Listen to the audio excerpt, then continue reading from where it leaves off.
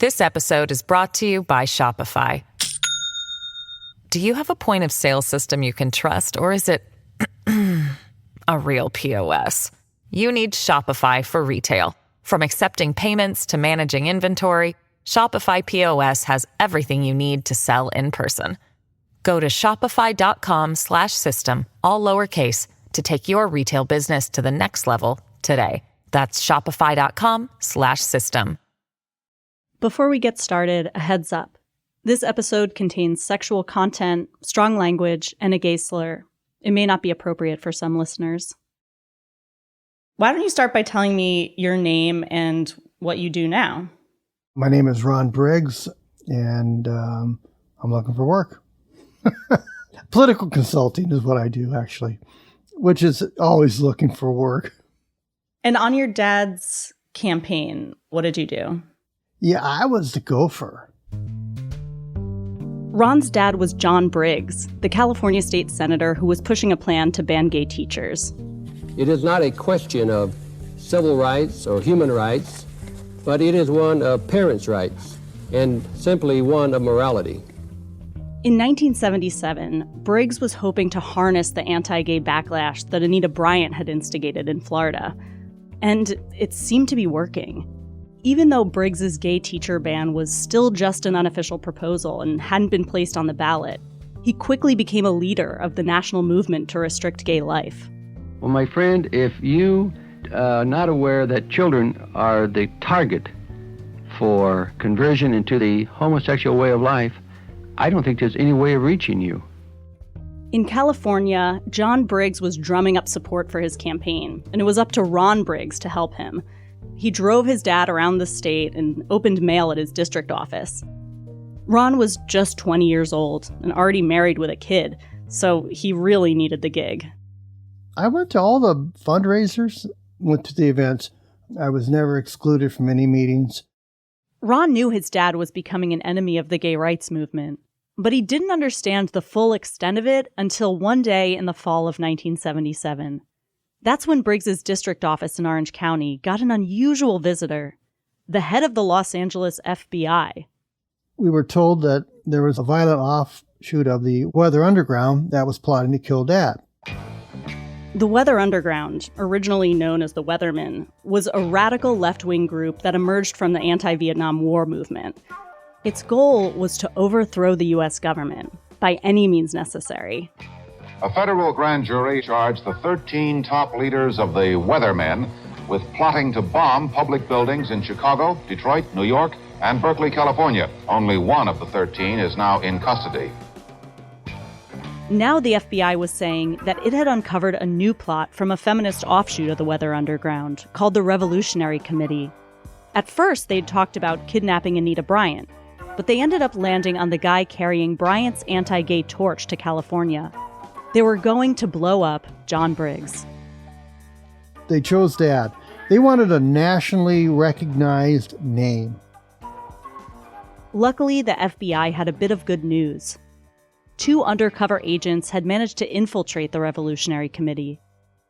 But the feds were in a tough spot. They couldn't arrest the would-be assassins until they started to carry out their plot. So in the meantime, a state policeman started riding along with John Briggs as he traveled around California. When Briggs and his staff would stay at a hotel overnight, John's son would share a room with the officer. Frank Mendoza. I love Frank to death. If that son of a bitch, he'd go to sleep in 2 seconds. And then at 5 o'clock, every morning, the guy would wake up and smoke a Camel.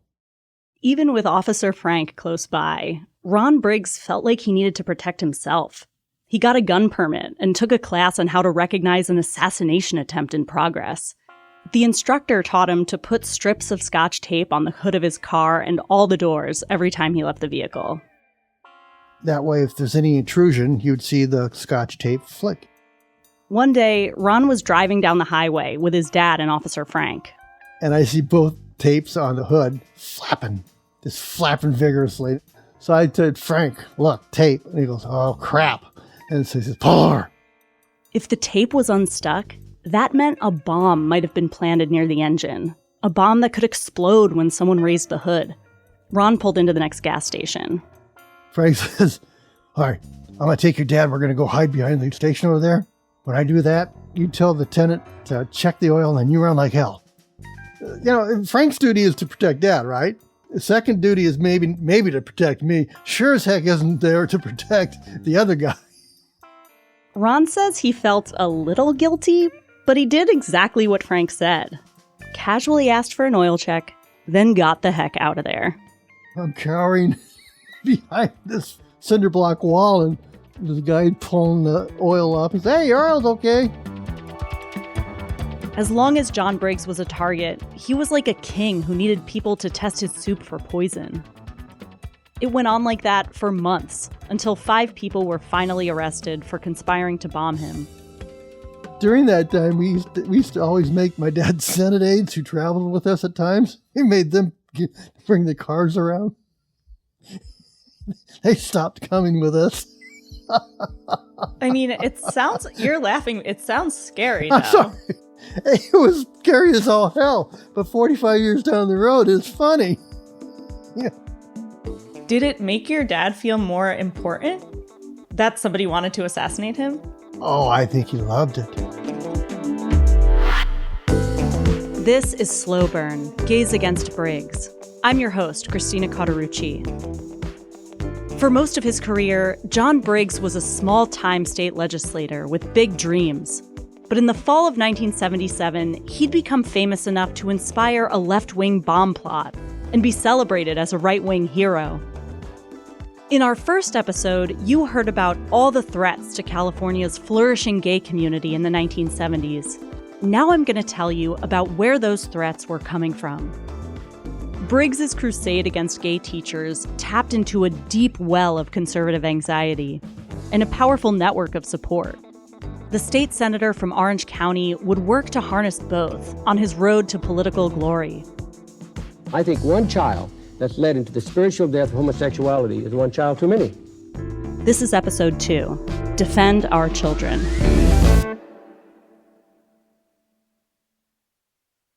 This episode is brought to you by ZBiotics. Let's face it, after a night with drinks, it's tough to bounce back the next day. You have to make a choice. You can either have a great night or a great next day. Introducing ZBiotics. ZBiotics pre-alcohol probiotic drink is the world's first genetically engineered probiotic. It was invented by PhD scientists to tackle rough mornings after drinking. Here's how it works. When you drink, alcohol gets converted into a toxic byproduct in the gut. It's this byproduct, not dehydration, that's to blame for your rough next day. ZBiotics produces an enzyme to break this byproduct down. Just make sure to make ZBiotics your first drink of the night. Drink responsibly, and you'll feel your best tomorrow. Go to zbiotics.com/slowburn to get 15% off your first order when you use slowburn at checkout. ZBiotics is backed with a 100% money-back guarantee, so if you're unsatisfied for any reason, they'll refund your money, no questions asked.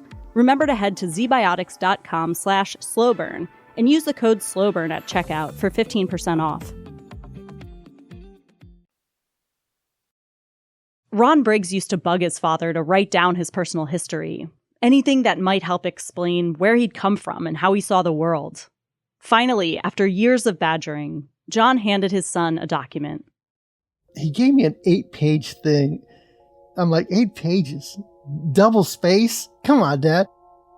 It wasn't much, but it did include one story that Ron found illuminating. At age 5, he was tasked with getting the chicken eggs. And he would sell the chicken eggs that were in excess of what his family needed. And he found that if he withheld the chicken eggs from certain people, they'd pay more. And that they would even plead with him. And then he writes, power. I discovered what power was at age 5. I'm like, shit, really, Dad? Why don't you just give the people the goddamn eggs? John Briggs was born in the small town of Alpena, South Dakota in 1930. His father, Ron's grandfather, was a veteran of World War I and an alcoholic. He went out of the picture very quickly. So my grandmother, Jessie, was left to raise 5 kids. So she got in the car and they landed in Buena Park, California, in Orange County. The thrill of Southern California is in the air. From many groves, these golden oranges, to be packed and shipped to every part of the country and the world.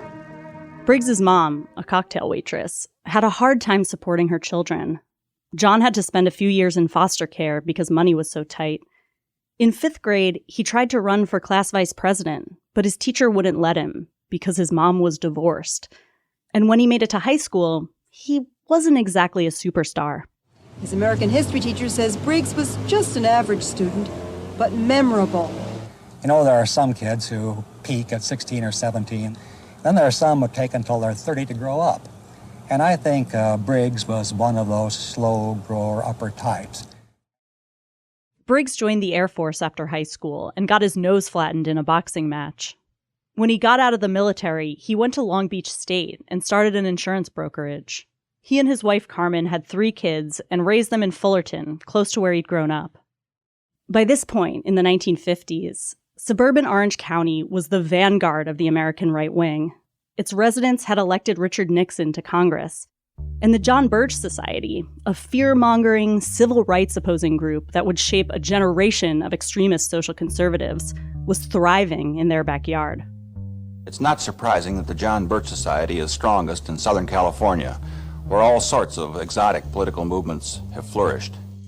Ron Briggs says that Orange County and the men who ran it set his father on a path that he stuck to for life. In the mid-50s and early 60s, he was very involved in the junior chambers of commerce.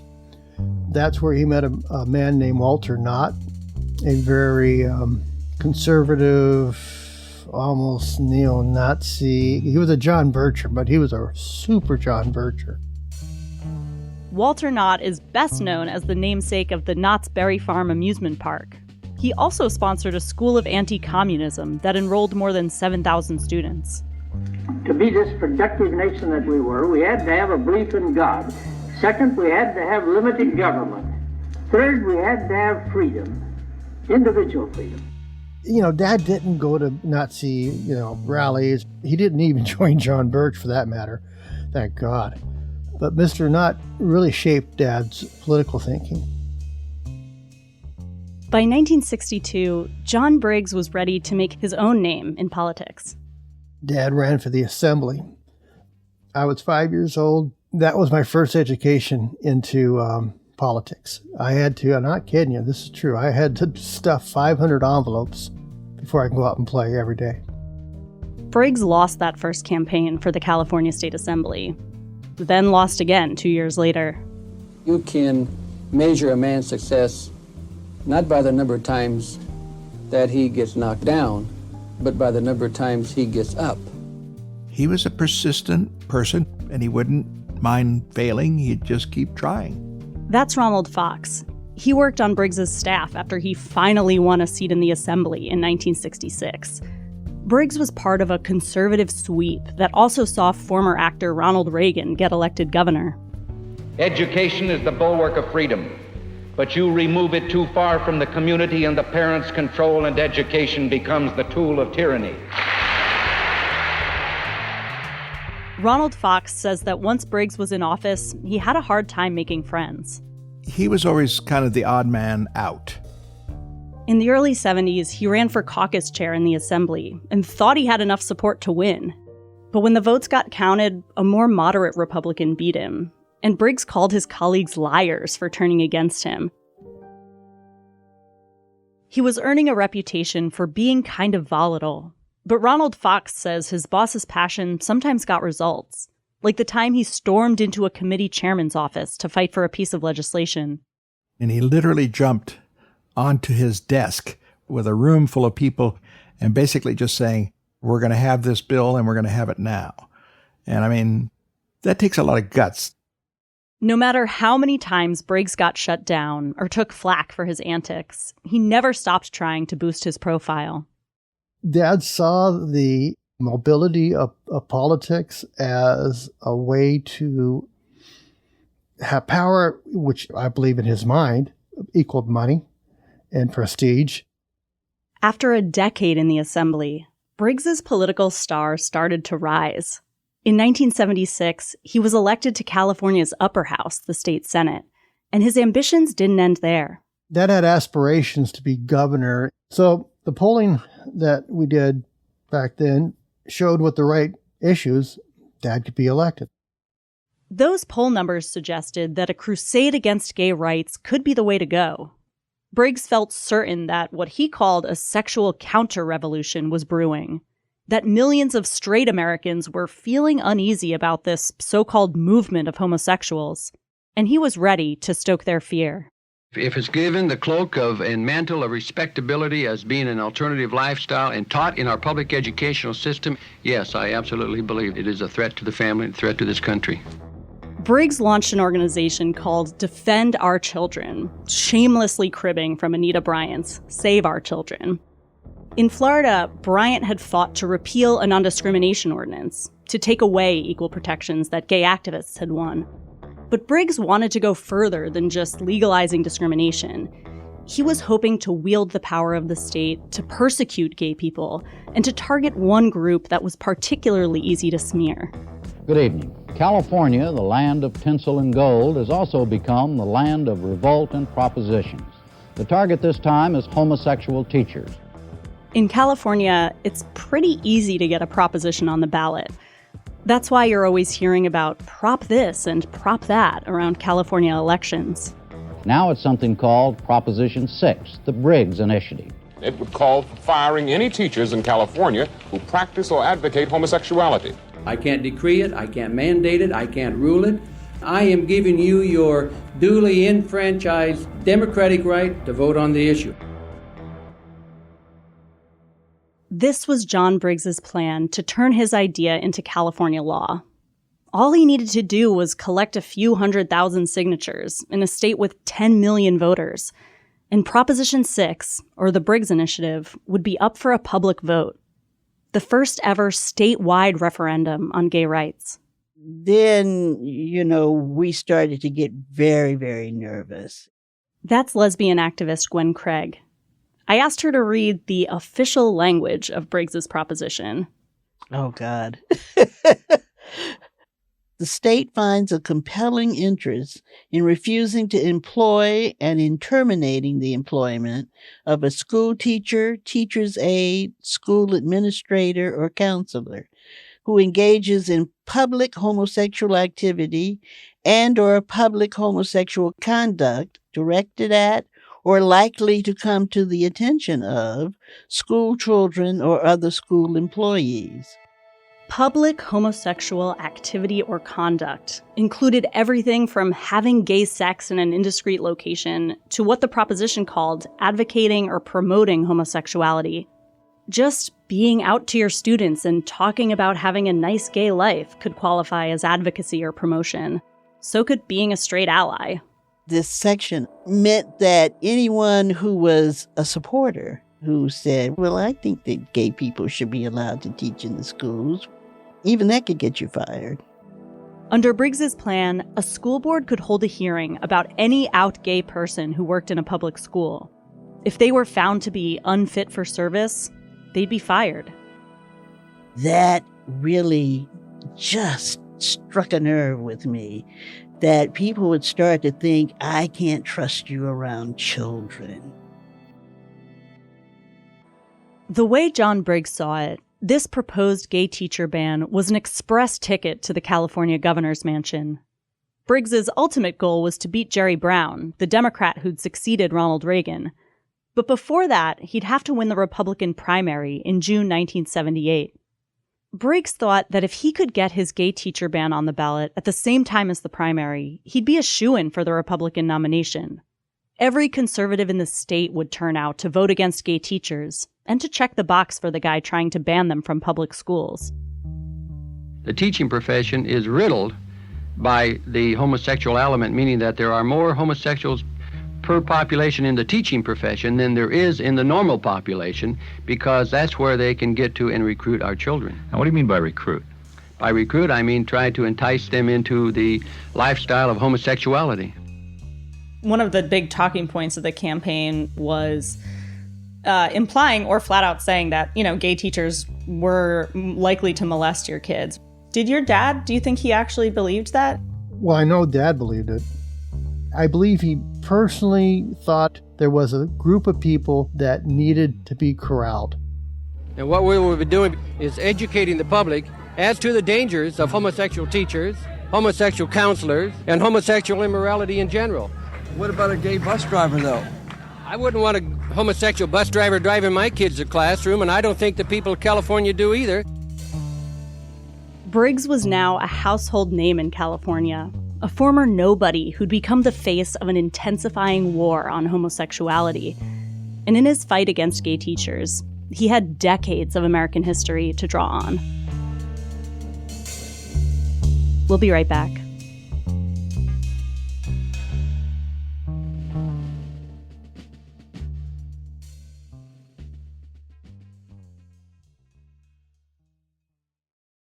This episode is brought to you by Shopify.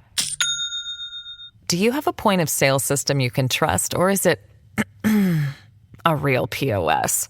You need Shopify for retail. From accepting payments to managing inventory, Shopify POS has everything you need to sell in person. Go to shopify.com/system, all lowercase, to take your retail business to the next level today. That's shopify.com/system. My name is Lee Hawkins. I've been a journalist for over 25 years. On my new podcast, What Happened in Alabama, I investigate my family history, my upbringing in Minnesota, and my father's painful nightmares about growing up in Alabama.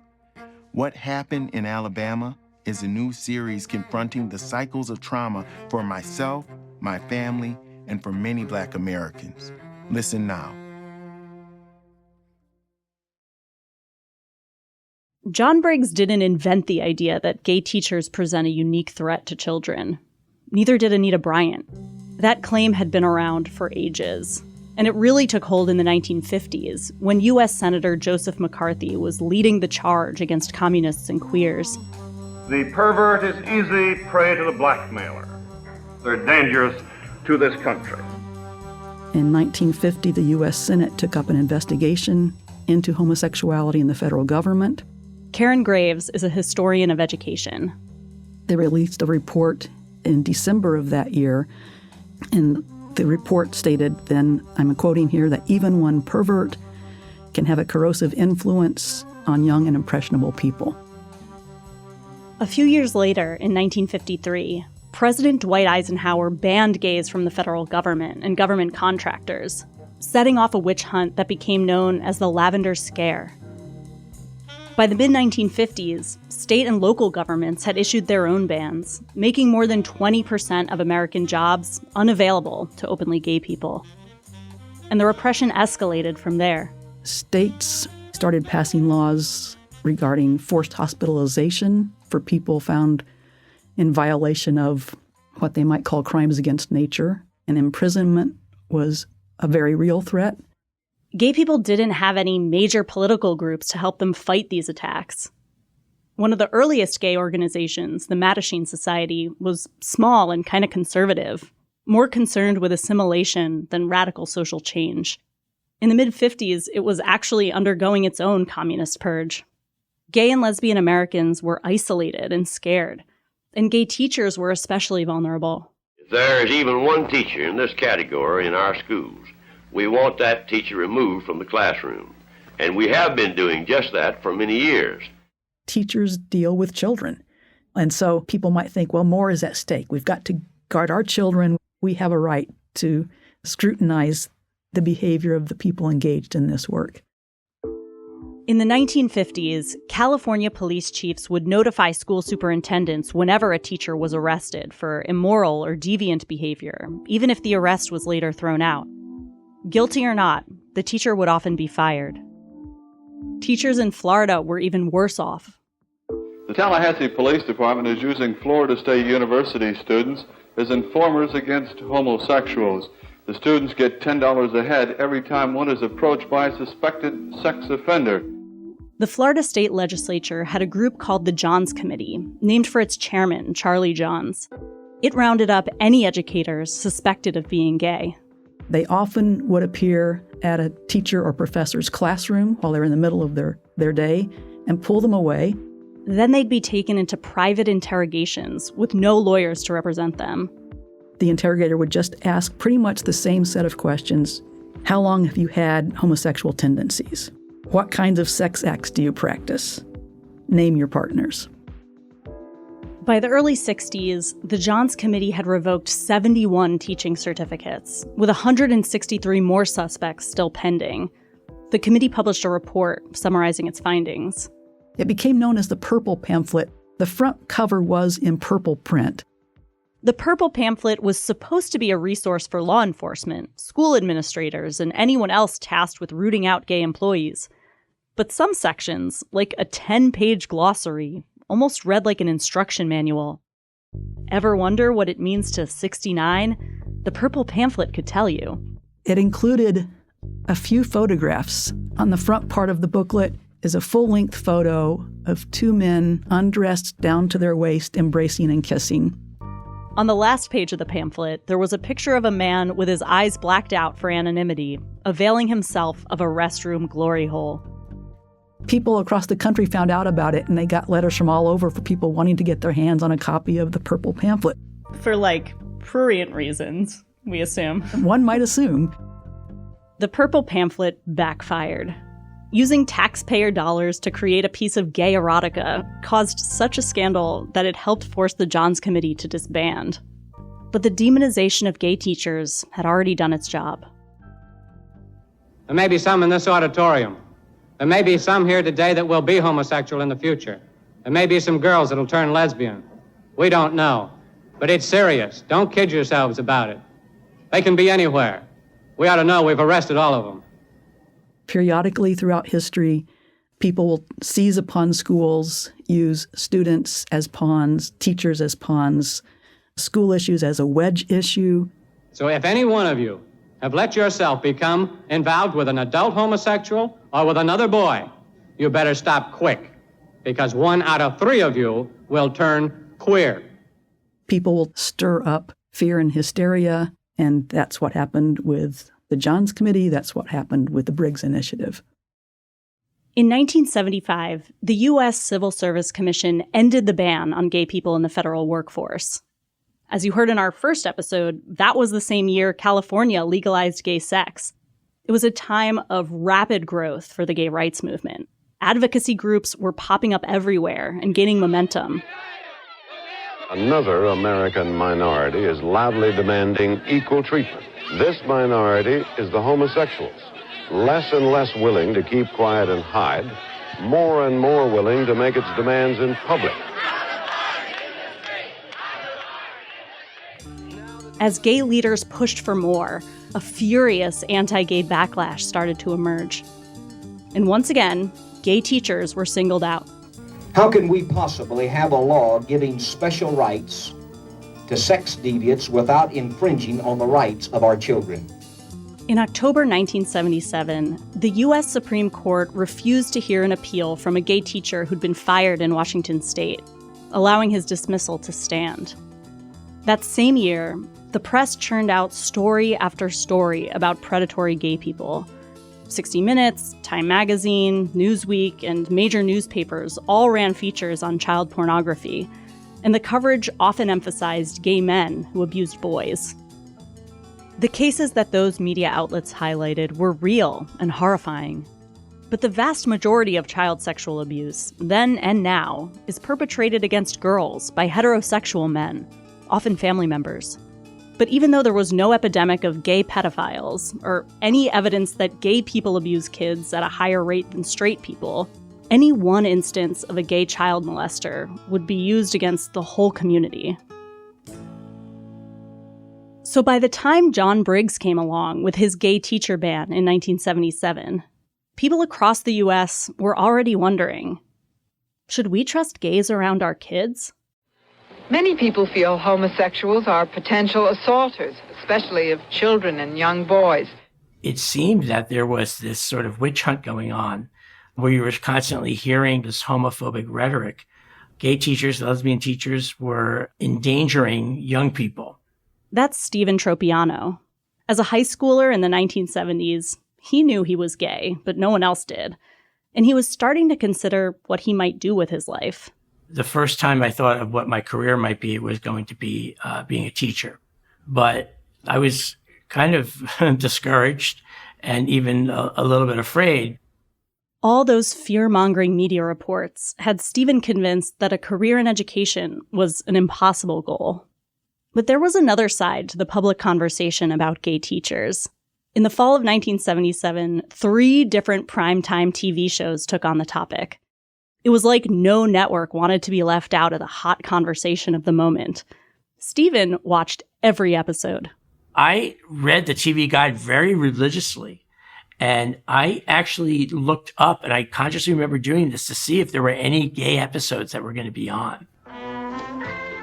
First was an ABC sitcom called Carter Country. In that episode, a teacher gets fired when he's outed as gay. His friend, the local sheriff, is weirded out at first, but he comes to admire the teacher's bravery. He kind of makes a point that if this man is standing up for himself, that's the kind of guy I would want my son or daughter to have as a teacher. Next up was one of America's most watched shows, CBS's All in the Family. That episode finds matriarch Edith Bunker going to her cousin's funeral and finding out only then that the cousin's roommate was actually her loving long-term partner. We had a happy, wonderful life together. 25 marvelous years. Oh, that's good. I wonder why she never mentioned it. I mean, do you think that we would have been allowed to continue to work as school teachers? Well, why not? I mean, that don't affect the brain, does it? And actually, this episode won the Emmy for writing. The third show to address gay teachers was the ABC series Family, a soft-lit drama with very special episode vibes. In this one, everyone loves a new teacher named Miss Jessup, until she gets outed by a parent at a PTA meeting. I thought I'd faint when I found out, but it is true. She is an avowed lesbian. Soon, that parent drops another bombshell. Miss Jessup once molested a student. It turns out that was a false allegation that followed her from a previous school. Until recently, homosexual men and women have had 2 constant companions: fear and shame. At that time, I lived with both, and so I ran away. The show's main couple sticks up for the teacher, and their kid, Miss Jessup's student, helps convince her to stay. You can't be anywhere near finished teaching yet. And even if you think you are, I need you. And I'm not the only one. And we love you, Miss Jessup. I saw for the first time, I think, television presenting and painting maybe a more sympathetic picture.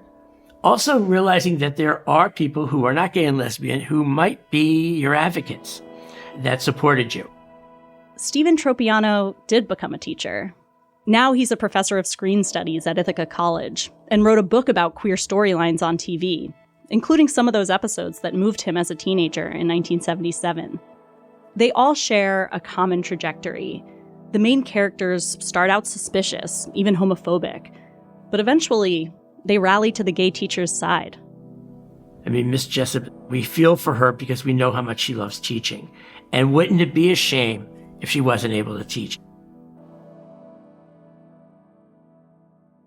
Not everyone who watched the Miss Jessup episode took that same emotional journey.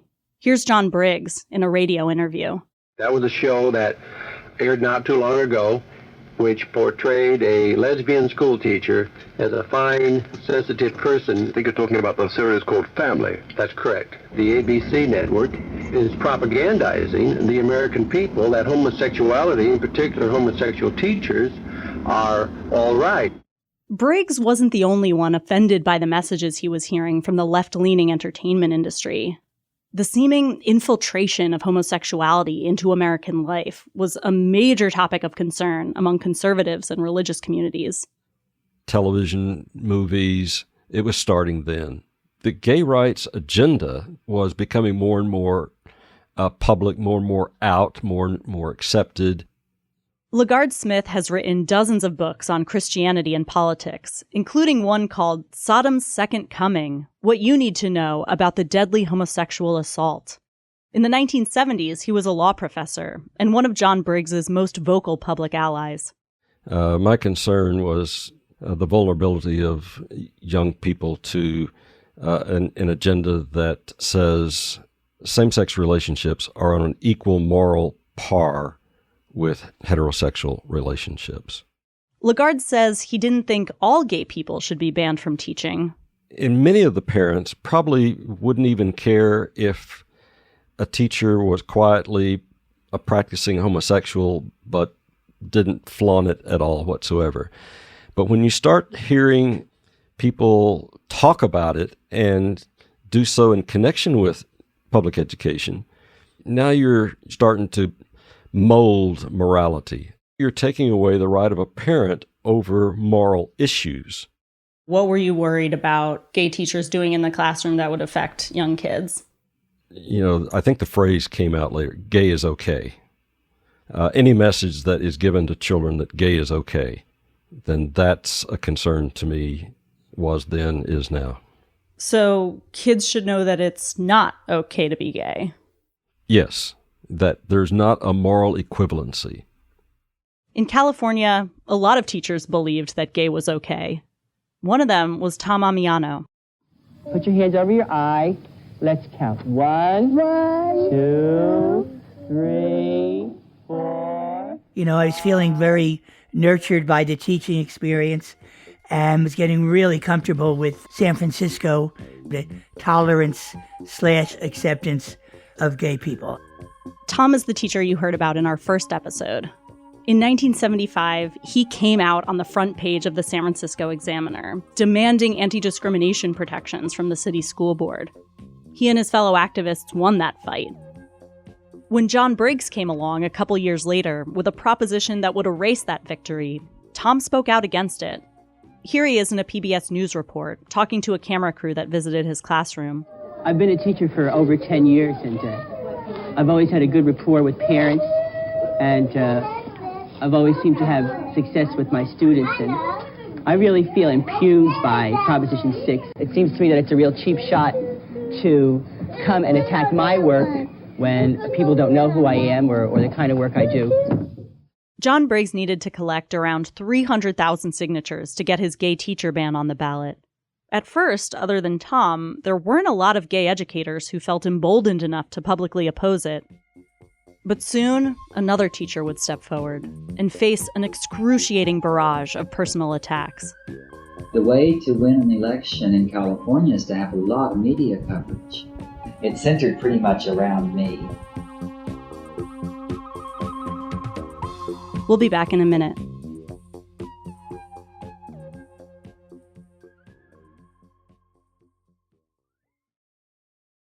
At the end of 2022, a corruption scandal shook the EU to its core. Qatargate. The Qatargate corruption scandal. Lawmakers were arrested, accused of taking bribes from Qatar. But then, the case hit a wall, leaving us with lots of questions in an election year. Is the European Parliament for sale? And if so, what will it take for the EU to clean up its act? I'm Valentina Pop, and from the Financial Times, this is Untold: Power for Sale. Out now. Like a lot of gay people of his generation, Larry Berner credited Anita Bryant for his political awakening. And I remember the night of the Dade County election, and I was so angry. It's like, motherfuckers, how dare you do this? Larry was a second-grade teacher in Healdsburg, California, a small town in rural Sonoma County. Before he died in 1995, he told his story in an oral history. And it was, I guess that was the night I decided, I'm going to do whatever I can. This is outrageous. When John Briggs started his own war on gay teachers, Larry felt like he needed to do his part. But Healdsburg was no San Francisco. If Larry came out, he'd be putting a target on his back. He wanted to step up and fight, but in a way that kept him anonymous. When he learned that Briggs was hiring people to collect signatures for Proposition 6, he saw a perfect opportunity. Larry Berner, a gay teacher, would go undercover as a Briggs campaign operative. So I called the number, and this middle-aged woman answered, and asked me to come down to her apartment and pick up the petitions, but I should meet her in the parking lot at her 1968 blue Thunderbird. It was very clandestine and kind of silly. And I told a couple of friends of mine before this. First thing they all said was, well, you better take your earring out.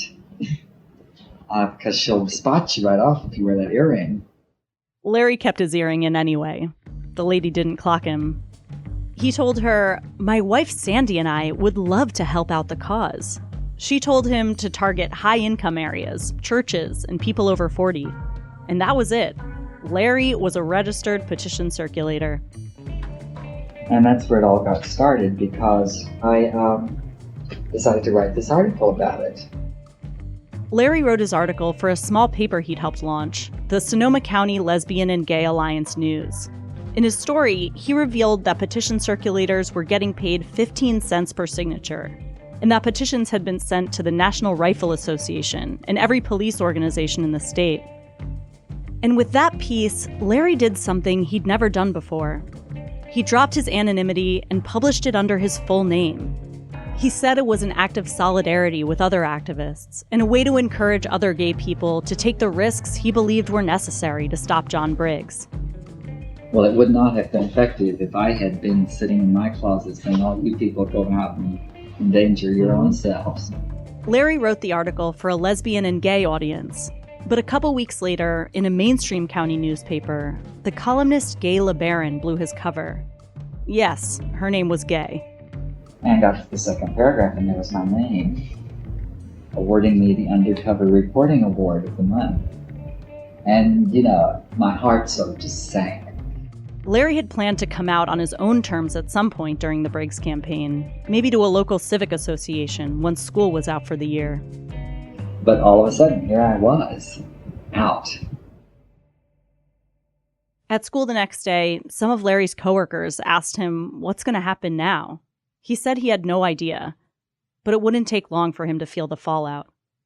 Within a week, he learned that Healdsburg residents were passing around a petition to get gay teachers fired. And soon after that, a small group of parents pulled their kids from his school.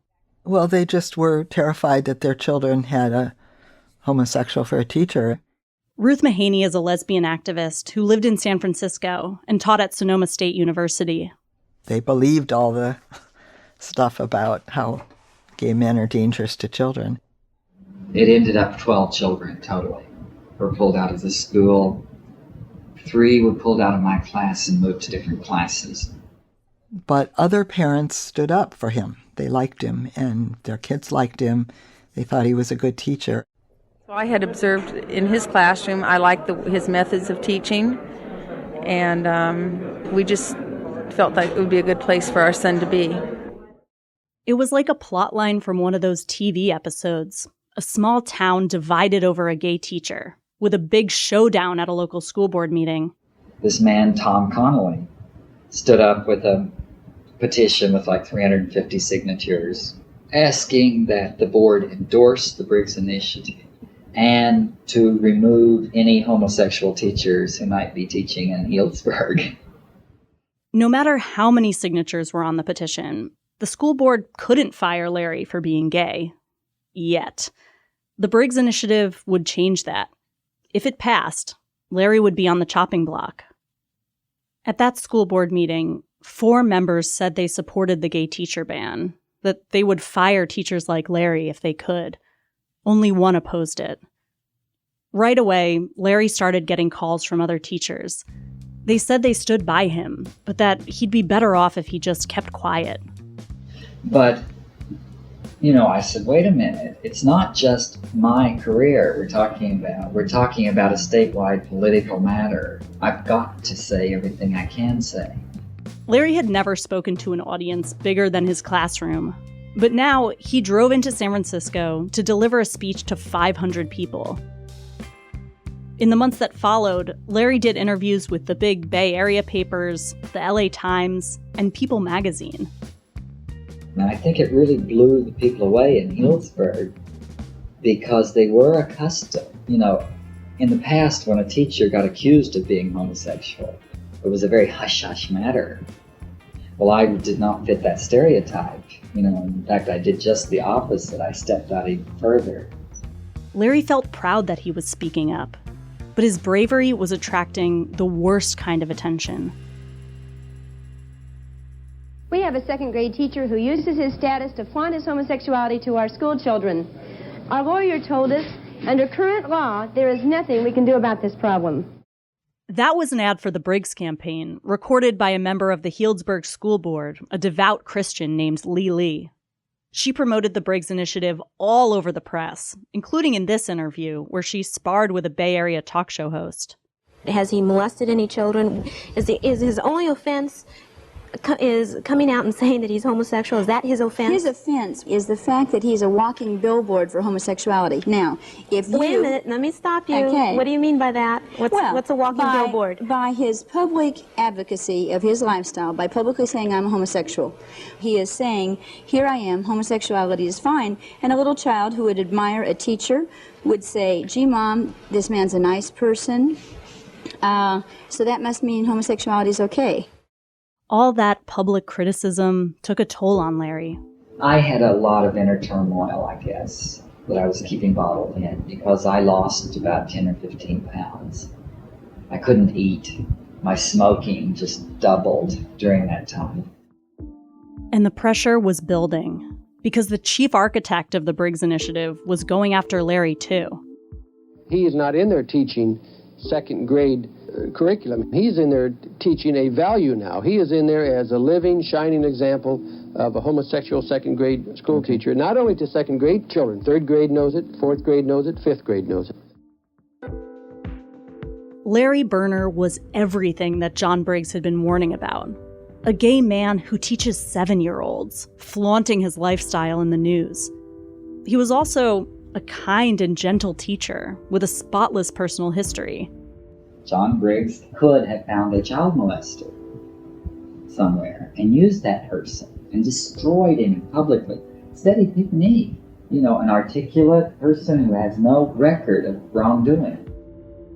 John Briggs trusted that the mere fact of a teacher's homosexuality would be disturbing enough to sway parents to his side. He started talking about Larry by name and told reporters, "We don't let necrophiliacs be morticians. We've got to be crazy to allow homosexuals who have an affinity for young boys to teach our children." Berner was, had the guts to say, hey, I'm homosexual, I'm a teacher, and what are you going to do about it? John Briggs' son, Ron Briggs. And to Dad was a boxer, and he thought that was a good match. And it proved his point, by the way.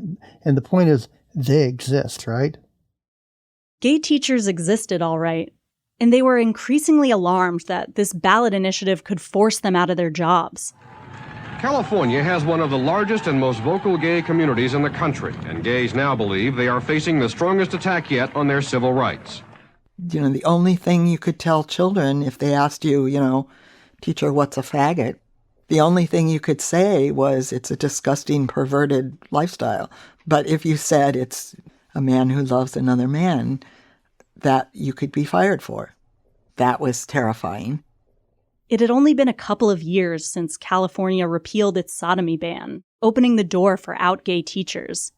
And to have it go away, to have the ability to fire someone because they were gay was a very big deal. And if you stick your neck out, if this goes badly for us, you could lose everything.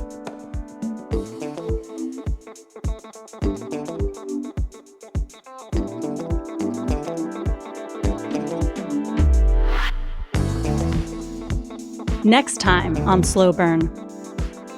A city supervisor from San Francisco thinks he has what it takes to stop the Briggs Initiative. My name is Harvey Milk, and I'm here to recruit you.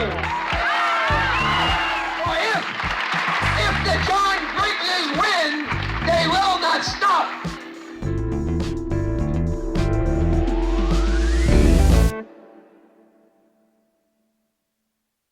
Can't wait for next week's episode? Listen to it now. Immediately unlock the first 5 episodes of Slow Burn Gays Against Briggs by subscribing to Slate Plus. Your subscription also gets you ad-free listening across all your favorite Slate podcasts, plus other member-exclusive content. Join now by clicking subscribe at the top of the Slow Burn show page on Apple Podcasts, or visit slate.com/slowburnplus to get access wherever you listen. Thanks.